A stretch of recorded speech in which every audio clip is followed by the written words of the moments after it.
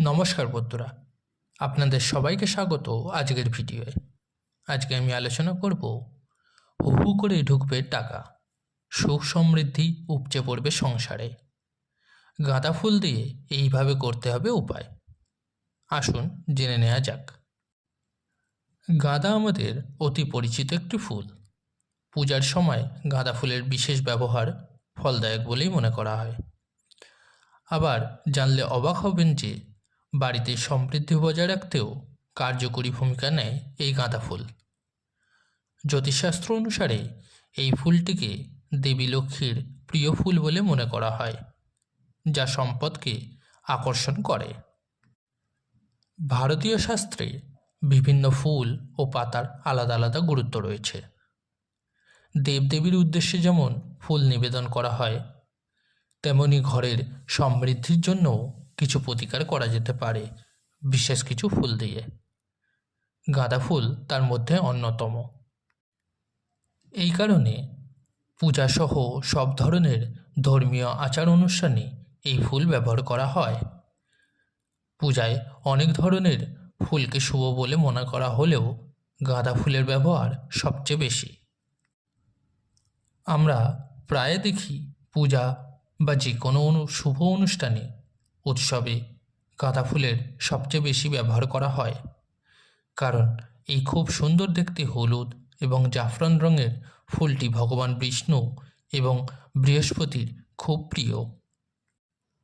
সেই সঙ্গে গাঁদা ফুলের কিছু প্রতিকারও জ্যোতিষশাস্ত্রে বলা হয়েছে, যা জীবনের অনেক সমস্যা দূর করতে সাহায্য করে।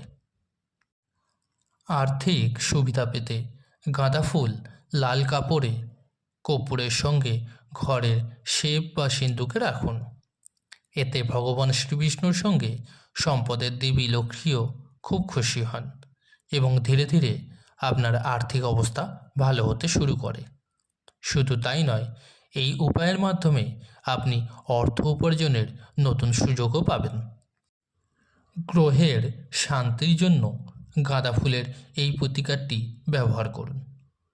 যদি আপনার রাশিতে বৃহস্পতি দুর্বল থাকে, তবে বৃহস্পতিবার ভগবান বৃহস্পতি এবং ভগবান বিষ্ণুকে গাঁদা ফুল অর্পণ করুন।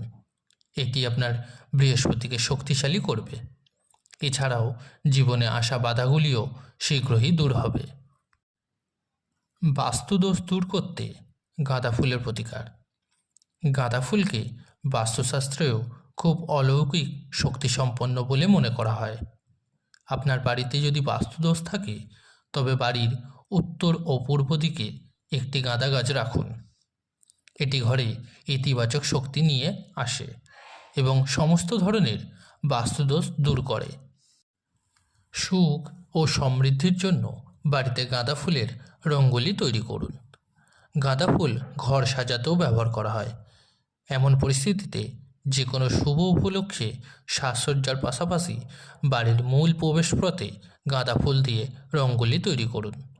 রঙ্গোলিতে গাঁদা ফুলের সঙ্গে আমের পাতা ব্যবহার করুন। এই প্রতিকারে ঘরে মঙ্গল ও সমৃদ্ধি নিয়ে আসে।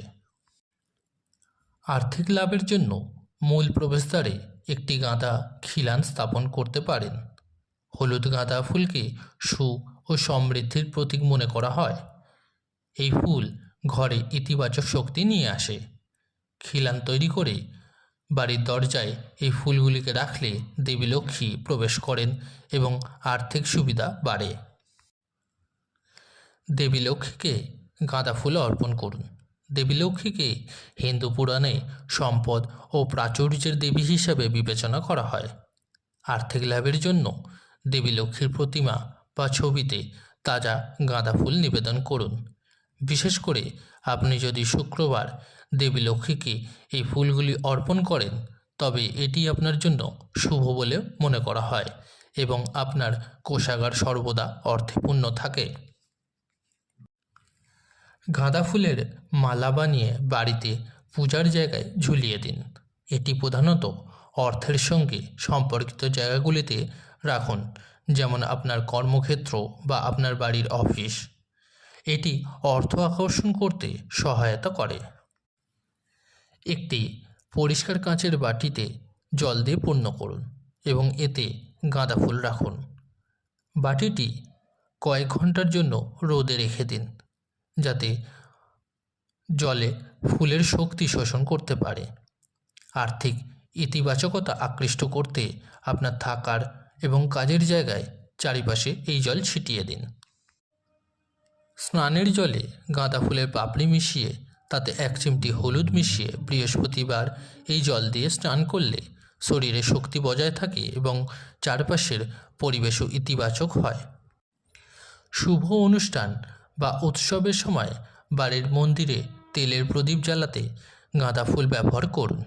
এটি বিশ্বাস করা হয় যে এই ধরনের প্রদীপ জ্বালালে ঘর থেকে অন্ধকার দূর হয় এবং সমৃদ্ধি বজায় থাকে। বন্ধুরা, এই ছিল আজকের ভিডিও। যদি ভিডিওটি ভালো লেগে থাকে অবশ্যই লাইক করুন এবং এই ধরনের আরও ভিডিও পেতে চ্যানেলটিকে সাবস্ক্রাইব করুন। ধন্যবাদ।